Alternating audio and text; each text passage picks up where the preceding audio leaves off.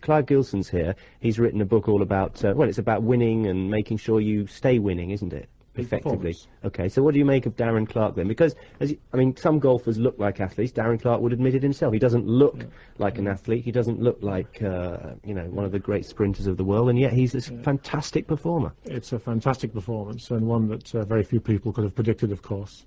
Indeed. Fantastic. Okay, well, let's talk about your book. It's about getting to the top and staying at the top. Is there a principle involved? And you've got various chapters with winning teams and winning individuals. The book itself is about sustained peak performance. It's not about who won the last game. It's also about the organisation behind the teams. Our argument is, put simply, that over a period of time the players come and go. So if you're looking at sustained contention over a period of time, it can't be the players. If you look at someone like Sean Fitzpatrick of the All Blacks, a great player, but he wasn't playing at the turn of the century. So it can't be the players. The organisational footprint is what we argue is the key thing that enables teams to sustain contention over long periods of time. So that's really the key takeaway, as it were. And in order to try and identify what those key principles are, we did look at and did research the top 10 sport organisations in the world. Someone had to do it. And from those experiences, we put together what we call PPO theory, peak performing organisation theory. And indeed, there are some commonalities across all those 10 organisations. Okay, when you talk about the 10 organisations, let's just look at some of the San Francisco 49ers, the Williams Formula One team, Chicago Bulls basketball, Team New Zealand, that's yachting, is it? That's yachting, and they're 3-0 up and about to win the America's Cup yet again. You see, the Kiwi just can't shut up. New Zealand All Blacks, didn't win that one, did you? What else have we got? We've got the Women's Hockey Association of Australia, and Bayern Munich is another one. So Bayern Munich is one of those teams that always produces great players and great teams. Yes, and again, it's easy to look at the loss to Manchester United, and indeed, as an old Man United fan myself from many years ago, I am actually a Brit as well, as well as being a Canadian. But anyway, we won't go into that, long story.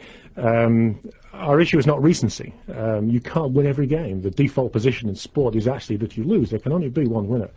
So our criteria for this is sustained contention. What is important to us, however, is a recognition that from a business point of view, it's necessary to look for inspiration to sporting organizations who face razor-sharp competition.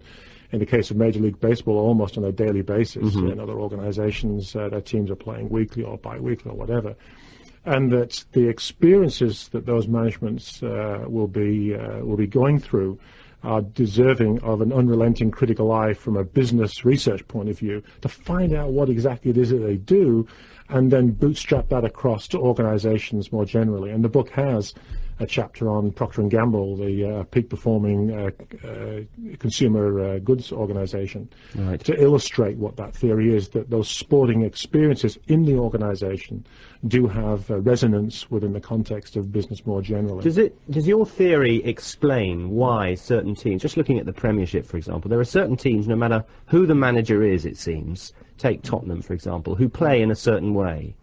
And there are certain other teams, take Arsenal for example, who play in another type of way, no matter who the manager is. It changes a little bit, but generally there is a certain way of playing. Does your theory explain that? No, it doesn't. What we're actually saying is that you can have any different types of play, any types of styles of play, and they may well be successful, but what we are saying is that if the organization is going to sustain contention for a long period of time, that begins in the organization itself. Right. So, for example, if you take a kind of a minor code like women's hockey, field hockey, Women's Hockey Australia, through an outstanding coach, Rick Charlesworth, have been able to develop a style of play which was deliberately designed to be attacking and with flair against the European powerhouses like the Dutch.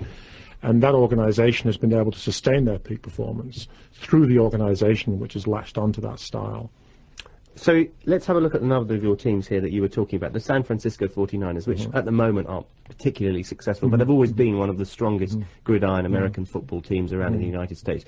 What's so good about their organisation then? Because I mean, someone takes over all the time, don't they, in American football?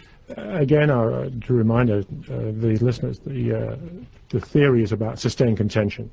And over the last 20 years, the San Francisco 49ers have been the most winningest team in the NFL, won 5 Super Bowls, been in division playoffs right through until this year, a tremendous record. And again, if we're looking at pure Super Bowls, then we might take a different track. But because we're into sustained contention, the 49ers are the top NFL team. And they have developed a whole series of practices mainly around looking after the team, looking after the details around the team to enable them to do their job. And that comes from Bill Walsh, actually, who began the 49ers system. It's called the 49ers Way. Apart from the Williams Formula One team, there are not many British teams in your book, are there? No, I'm afraid not. Why not? Well, because what are we doing wrong? Well, that's a very interesting question. I think one of the things that people, sports fans, might want to do is to read the chapter on the Australian Cricket Board and compare and contrast the experience of Australian cricket with English cricket.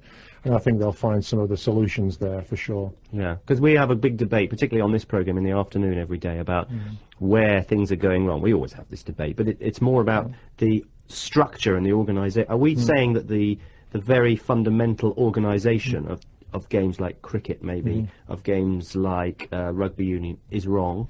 The structure of the sport is clearly incorrect in our view, and by default, that's what our book is saying. We literally trolled every sporting code that we could find. Quick 40 seconds on cricket then, just to wind us up. What's wrong with the cricket administration? I know you need another book for that. Yeah, kind of. What's wrong with English cricket? I'd have to look at the data to find out. What I can tell you is that the Australian Cricket Board know exactly what their purpose is. They have inspirational dreams, which is to place cricket at the centre of the nation. I wonder whether the ECB do that. They have an incredibly strong challenge which they put to themselves in terms of one-day cricket and test match cricket, and they assiduously develop their elite players, and they play to that end. And I don't quite think that the county championship is structured in that particular way. We'll send a copy of your book. It's called Peak Performance to the ECB and see how they react. Clive, thanks very much for coming in. Thank you, Ian. Clive Gilson, it's 26.5 minutes past 1.